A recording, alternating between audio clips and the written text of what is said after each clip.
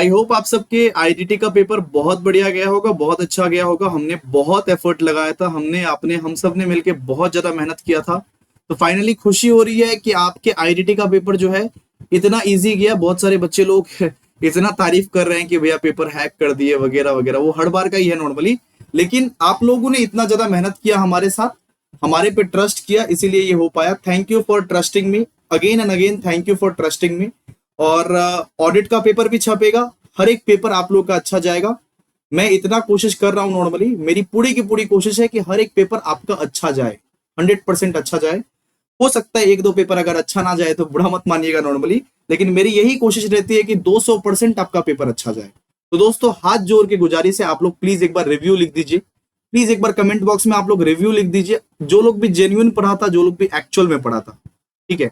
Because मैं तो यहाँ पे देख रहा हूँ हर एक क्वेश्चन छपा हुआ है, जो करवाया था वो छपा हुआ है। मैं इतना भी बिलीव नहीं करता था इतना क्वेश्चंस कॉमन आएगा, लेकिन इस बार बहुत क्वेश्चंस कॉमन आ गए।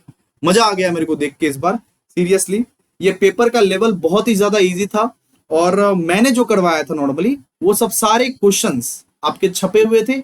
इजिली एक बच्चा 50-60 तो बहुत इजिली ला सकता है, 80-90 का भी स्कोर जाएगा इस बार। मेरे को लगता है 90 प्लस पक्का पक्का जाएगा आईडीटी में, किसी किसी का 90 प्लस भी इस बार जाएगा।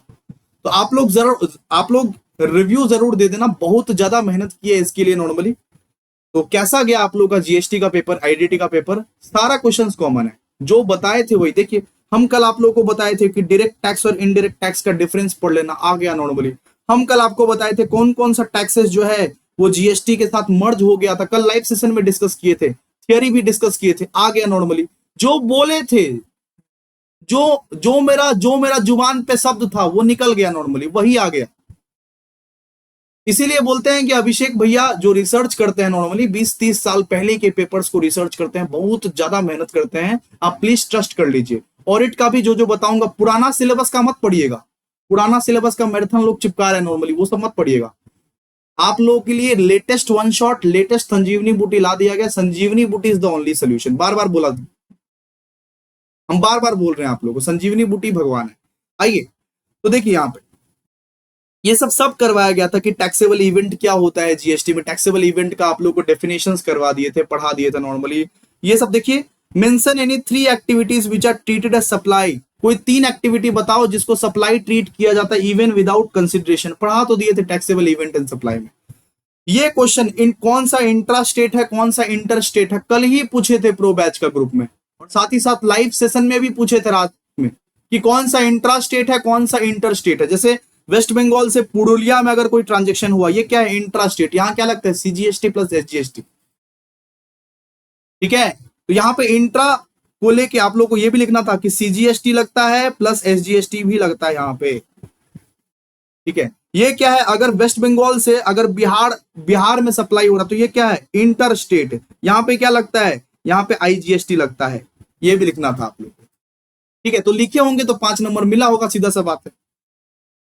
इसके बाद देखिए, इसके बाद आपको मिक्स्ड एंड कंपोजिट सप्लाई करवाए थे कि नहीं करवाए थे? मिक्स्ड एंड कंपोजिट सप्लाई का sums, mixed and composite supply का सम्स आपको करवा दिए थे, ये भी मैच कर गया। तो 5 नंबर का पांचों क्वेश्चन मैच कर गया नॉर्मली। आप 3 क्वेश्चन तो बना ही लिए होंगे रे बबुआ। देखिए इनपुट टैक्स क्रेडिट आप लोगों को घोल घोल के पढ़ाए थे, इंटर स्टेट सप्लाई क्या होता है घोल घोल के पढ़ाए थे, कैजुअल टैक्सेबल पर्सन आप लोगों को डेफिनेशन में पढ़ा दिए थे। तो 5 में से पांचों क्वेश्चंस आप लोगों का मैच कर गया। यहाँ पे एनी 2 ही करना था, वैसे इनपुट टैक्स क्रेडिट और इंटर स्टेट सप्लाई कर लेते हो जाता।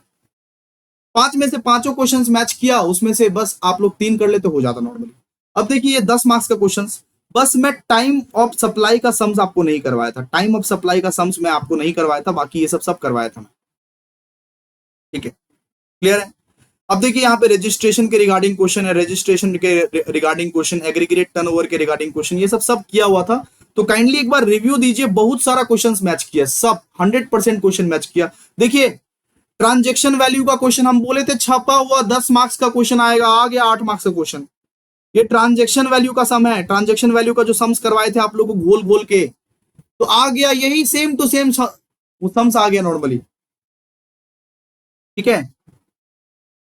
ये ट्रांजेक्शन वैल्यू का सम है, आईटीसी का सम है ये वाला, आईटीसी का सम्स आ गया नॉर्मली। जो करवाए थे वही सब चीज छपा हुआ है पूरा, मतलब ऑप्शंस भी छपा हुआ है, क्या बोले। प्लेस ऑफ सप्लाई का थियरी पढ़ाए थे, सेक्शन 11 ऑफ आईजीएसटी एक्ट पढ़ाए थे प्लेस ऑफ सप्लाई का। आप थियरी पढ़े थे प्लेस ऑफ सप्लाई का? तो सब कुछ पढ़ाए थे नॉर्मली ये, ठीक है। यहाँ पे आप लोगों को प्लेस ऑफ सप्लाई बताना है। कल प्रो बैच के ग्रुप्स में मैं यही सब चर्चा करा था कि प्लेस ऑफ सप्लाई किसको बोला जाता है।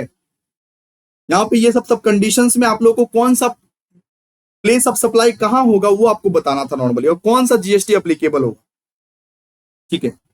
फिर यहाँ पे बिल ऑफ सप्लाई क्या होता है नॉर्मली। यहाँ पे सारा का सारा देखिए आईटीसी का क्वेश्चन, छपा हुआ क्वेश्चन एकदम, श्रीतमा वाला जो क्वेश्चन करवाए थे आईटीसी का, आउटवर्ड सप्लाई, इनवर्ड सप्लाई, ये ओपनिंग बैलेंस छपा हुआ पूरा 100%, ये ओपनिंग वाला बैलेंस है, ये आउटवर्ड सप्लाई है, ये इनवर्ड सप्लाई है, सेम आ गया, सेम टू सेम छप।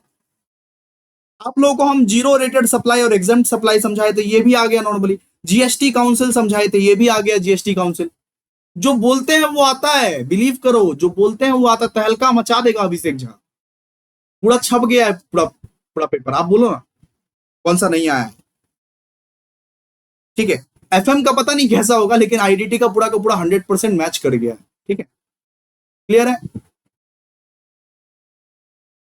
आइए यहाँ पे आप लोगों को कंपोजिशन स्कीम्स के तहत केस बेस्ड स्टडी पूछ लिया।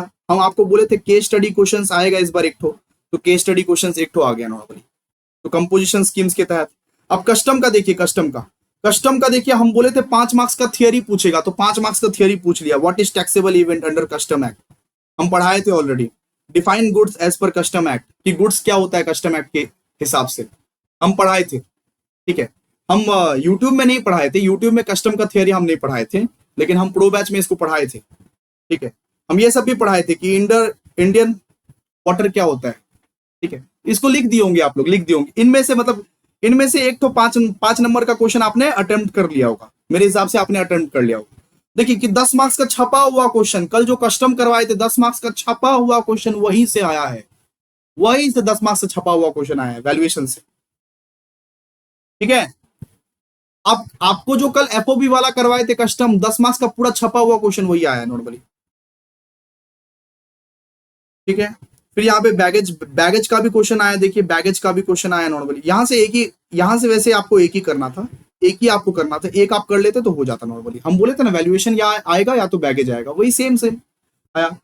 तो 100% पेपर मैच्ड। आप लोग प्लीज बताइएगा रिव्यू कैसा गया आप लोग का पेपर, ठीक है। अभी हम लोग सॉल्व नहीं करेंगे, सो सॉरी, अभी हम लोग सॉल्व नहीं कर पाएंगे, अभी हम लोग को ऑडिट पे काम करना है। Thank you so much.